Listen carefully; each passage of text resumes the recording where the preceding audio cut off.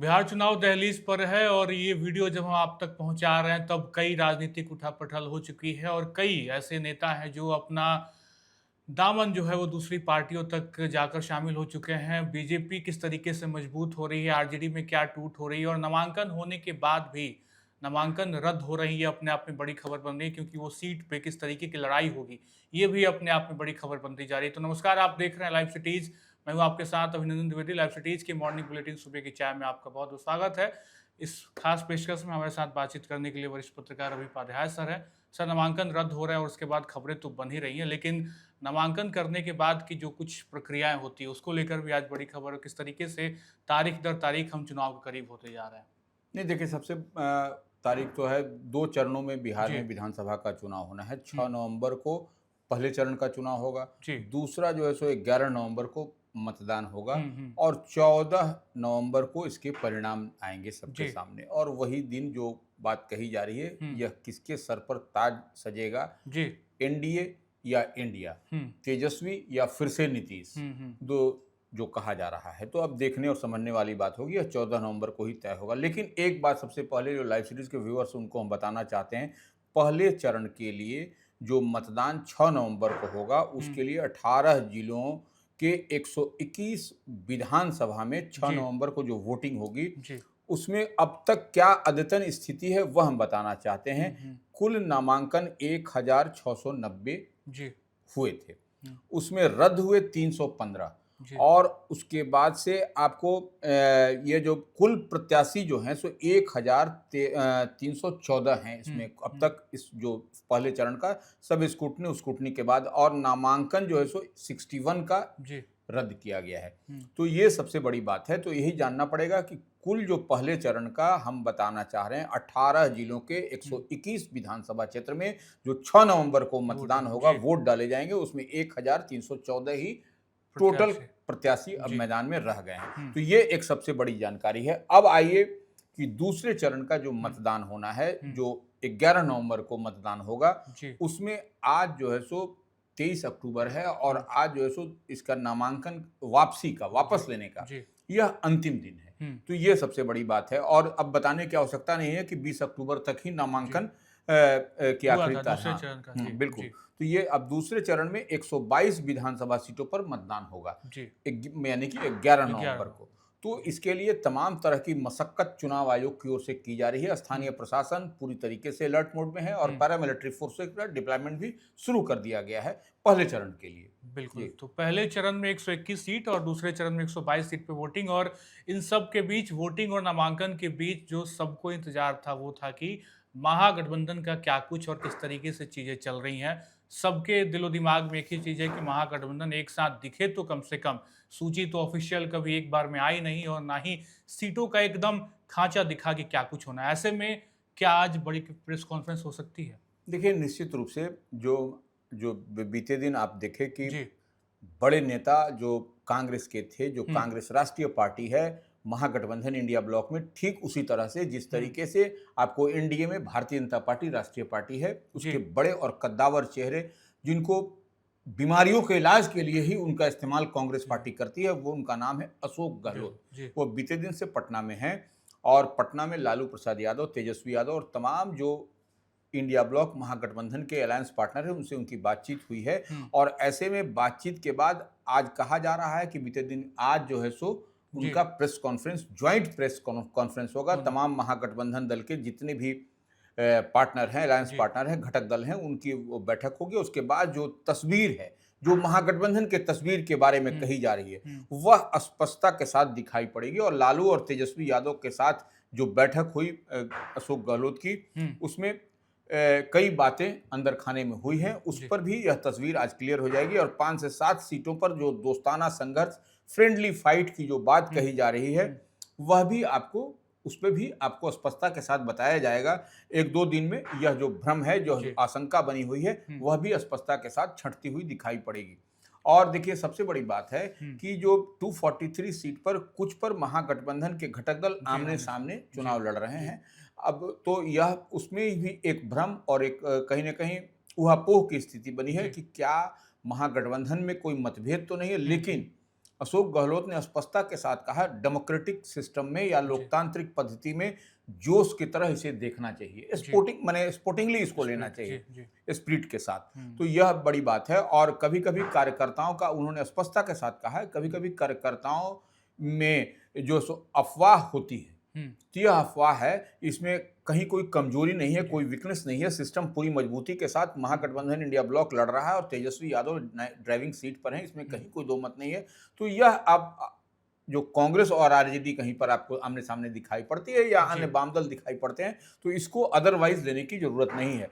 एक बात और हम बताना चाहते हैं लाइव सिटीज के व्यूवर्स को, कि कभी कभी आप देखिएगा क्या होता है कि जैसे दो स्वजातीय लड़ रहे हैं तो बीच में स्पेस मिलता है, यह भी एक टैक्टिकल मूव होता है। जो महागठबंधन का मूव दिखाई पड़ रहा है कि फ्रेंडली फाइट, दोस्ताना संघर्ष हम लोग देख और समझ पा रहे हैं, लेकिन वह बीच में एक स्पेस मिलता हुआ महागठबंधन को दिखाई पड़ रहा है, क्योंकि दो जातीय जब आपस में घिरेंगे तो जात के आधार पर ही वोटिंग होता है, तो वो फिर स्पेस बनता है, तो वो फिर उसमें विन विन का सिचुएशन बनता है। तो ये सबसे देखने और समझने वाली बात है। बिल्कुल। और प्रेस कॉन्फ्रेंस का हम जिक्र कर रहे हैं, लेकिन साथ में महागठबंधन तो अमूमन कम दिखता है, लेकिन तेजस्वी प्रेस कॉन्फ्रेंस करके अपनी बात जरूर रखते हैं, उस विषय पे आएंगे। लेकिन उसके पहले हम लोगों को खबर जो मिल रही है कि बीजेपी भी अपनी बड़ी तैयारी कर रही है और लगातार बीजेपी के तो बड़े नेता और वो तो बिहार में डेरा ही डाल चुके हैं। ऐसे में राष्ट्रीय अध्यक्ष जेपी नड्डा के आने की खबर है और किस तरीके से चुनावी कैंपेन देख रहे हैं आप? देखिए, निश्चित रूप से जेपी नड्डा भारतीय जनता पार्टी के राष्ट्रीय अध्यक्ष हैं और वह बिहार दौरे पर हैं। आज उनकी दो जगह सभा होने की बात आ रही है, एक औरंगाबाद में और एक वैशाली में। दोनों देखिए दो ध्रुव में, दोनों दो दिशा में होगा।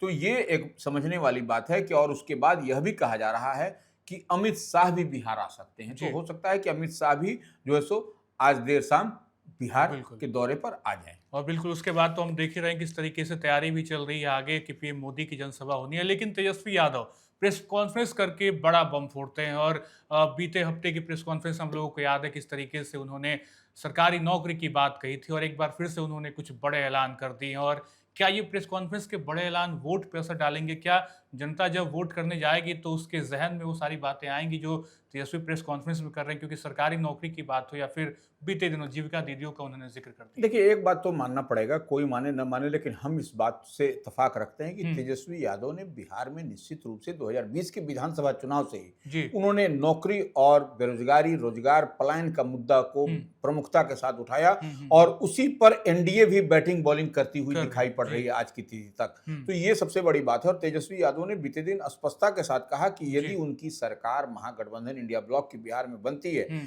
तो जीविका दीदियों को अस्थायी नौकरी दी जाएगी। ये देखिए सबसे बड़ी बात है, क्योंकि देखिए महिला को साधने की कवायद है और निश्चित रूप से जीविका जो है सो आपको नीतीश कुमार की गवर्नमेंट उनके लिए अपनी वाहवाही, अपना पीठ थपथपाती है। तो निश्चित रूप से यह उन्होंने कह दिया कि जीविका दीदियों को अस्थायी नौकरी दी जाएगी, नंबर एक बात। और तेजस्वी ने यह भी कहा कि 30,000 रुपया प्रति माह उन लोगों को दिया जाएगा। जब देखिए सरकारी नौकरी मिलेगी तो 30,000 रुपया अमूमन वो सैलरी मिलती भी है, इसमें कहीं कोई दो मत नहीं है। और साथ ही जीविका दीदियों को 5 लाख तक का बीमा कराया जाएगा, यह भी एक उसमें देखिए दे दिया। 2,000 रुपए का भत्ता दिया जाएगा। तो ये एक बड़ी बात है। संविदा कर्मी जो रहेंगे उनको अस्थायी किया जाएगा, परमानेंट किया जाएगा। तेजस्वी ने साथ ही कहा कि नीतीश सरकार, देखिए आरोप भी लगा रहे हैं वो सिर्फ वो नकल कर रही है महागठबंधन की, तेजस्वी की, और नकल करके वह महिलाओं को 10-10 हजार रुपये दे रही है और 10 हजार रुपये वह जो है दे रही है तो वह भी वसूला जाएगा। यह बात भी तेजस्वी यादव कह रहे हैं। तो निश्चित रूप से तेजस्वी यादव, और एक चीज और समझ लीजिए, तेजस्वी यादव ने जो इस बार महागठबंधन इंडिया ब्लॉक की हम बात करते हैं तो आपको पिछड़ा समाज और अब की बात 56% प्रत्याशी उन्होंने दिया है पिछड़ा वर्ग से। अब आप देखिएगा कि मुस्लिम को 18 मुस्लिम को उम्मीदवार बनाया है। यादव को देखिएगा कि वो यादव भी उन्होंने कम नहीं दिया, यादव भी जो है सो 50 के आसपास यादव दिए हैं। तो ये एक देखने वाली बात है। 18 मुस्लिम, 50 यादव। ईबीसी की बात हम लोग करते हैं तो उसमें भी देखिए 16 ईबीसी की बात हुई है। तो ये जो है सो बड़ी तैयारी है। और कांग्रेस भी देखिए कहीं पीछे नहीं रही है, कांग्रेस भी 10 मुस्लिम को दी है। इसी तरह से जो है सो यादव भी जो सो 5 है, ईबीसी भी 4 है। तो यह आपको कहीं ना कहीं यह दिखाई पड़ता है कि महागठबंधन इंडिया ब्लॉक पूरी मजबूती के साथ समाज के हर वर्ग, हर तबका को साधती हुई दिखाई पड़ रही है। और देखिए एक बार और मान के चलिए जी।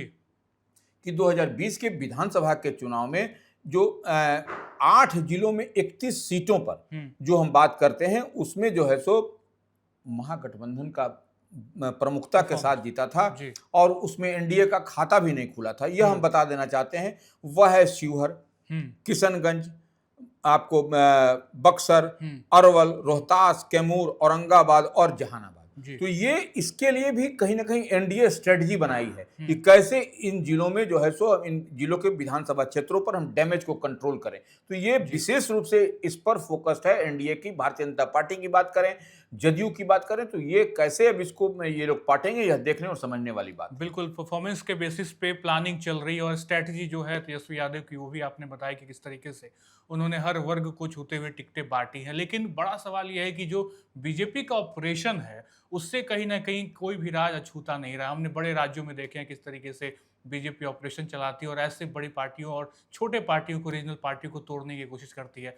अब जो फिलहाल जो हम लोग लगातार देख रहे हैं किस तरीके से दिलीप जायसवाल हो या फिर बड़े नेता हो, मुकेश सहनी हो या आरजेडी के बड़े नेता को भी अपने दल में, खेमे में शामिल कर रहे हैं। तो इस तरीके से क्या देख पा रहे हैं कि बीजेपी कुछ नई स्ट्रैटेजी के साथ बिहार चुनाव में आ गई है? देखिए, निश्चित रूप से भारतीय जनता पार्टी ने बीते दिन आपने देखा कि हम एक्स एमपी हैं, एक्स एमएलए हैं, अनिल सहनी को उनको अपनी पार्टी में, भारतीय जनता पार्टी में शामिल किया और ये निश्चित रूप से वह मुजफ्फरपुर के उस तरफ में चलिएगा तो ये इनकी पकड़ है अनिल सहनी की।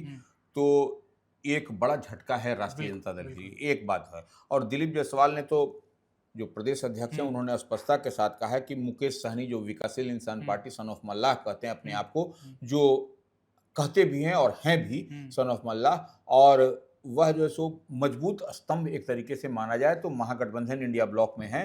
तो वह कह रहे हैं कि मुकेश सहनी का भी कुनबा साफ धीरे धीरे होता चला जाएगा और साथ ही महागठबंधन में मुकेश सहनी की हालत किसी से छिपी हुई नहीं है। तो यह बात स्पष्टता के साथ आपको दिलीप जायसवाल भाजपा के प्रदेश अध्यक्ष करते हुए दिखाई पड़ रहे हैं। बिल्कुल, और हमने देखा किस तरीके से सीट बंटवारे की लगातार चीजें फंसती चली जा रही थी और मुकेश सहनी भी इसी इंतजार में थे कि आखिर सीटें मिलेंगी कितने, और मिली भी तो स्पष्टता के साथ जनता तक वो मैसेज कन्वे नहीं हो पाया। लेकिन इसी बीच हम ये देख रहे हैं कि नामांकन की प्रक्रिया और उन सब पे हमने बातचीत की, लेकिन नामांकन रद्द भी हो रहा है। हमने देखा किस तरीके से मढ़ौरा में एलजेपीआर को एक बड़ा डेंट लगा और अब एनडीए के लिए वो बड़ा वो हो गया कि कैसे मढ़ौरा में आगे चीजें होंगी। और कई जगह, कई सीटों पे हमने बात की किस तरीके से नामांकन रद्द हो गए। मोहनिया के बीते दिनों खबर आई, उसके बाद से आरजेडी के लिए एक बड़ा झटका लगा। देखिए, मोहनिया रिजर्व सीट है, तो मोहनिया रिजर्व सीट से वहां पर जो झटके की बात कर रहे हैं तो वह श्वेता सुमन है, उनका नामांकन जो है सो रद्द कर दिया गया है, जो राजद प्रत्याशी थी। तो ये निश्चित रूप से राजद प्रत्याशी का अगर यदि नॉमिनेशन रद्द होता है तो ये एक पार्टी के लिए, राष्ट्रीय जनता दल के लिए या महागठबंधन इंडिया ब्लॉक के लिए एक बड़े झटके के समान है। और हालांकि उन्होंने कहा है श्वेता सुमन कि हम इसके खिलाफ जो है सो जाएंगे, दरवाजा खटखटाएंगे चुनाव आयोग का, लेकिन यह तो एक अलग मसला है। लेकिन वह कहीं ना कहीं चुनाव से वह वंचित हो गई, इसमें कहीं कोई दो मत नहीं है। और उनकी जगह पर एक अलग से राष्ट्रीय जनता दल ने एक प्रत्याशी भी जो निर्दलीय थे उनको अपने साथ में रख करके उनको समर्थन कर दिया। बिल्कुल, तो कहीं ना कहीं रास्ते तलाशे जा रहे हैं और चुनाव रिजल्ट पे सब चीज़ों की निर्भरता है कि आखिर होगा क्या, किस तरीके से चुनाव आगे देखने को मिलेगा। नामांकन की आज अंतिम तिथि है नाम वापस लेने की, तो ऐसे में आगे देखना होगा किनका नामांकन और किस तरीके से चीज़ें बनती हैं। जेपी नड्डा आएंगे तो क्या कुछ होगा, और आने वाले दिनों में पीएम मोदी भी बिहार पहुंच रहे हैं तो किस तरीके से पूरी राजनीतिक सरगर्मी तेज होने वाली। और तेजस्वी ऐलान तो कर रहे हैं, लेकिन क्या सरकार उनकी बन पाएगी? फिलहाल इस वीडियो में इतना ही। आप बन रहे हैं लाइव सिटी के साथ। बहुत बहुत शुक्रिया।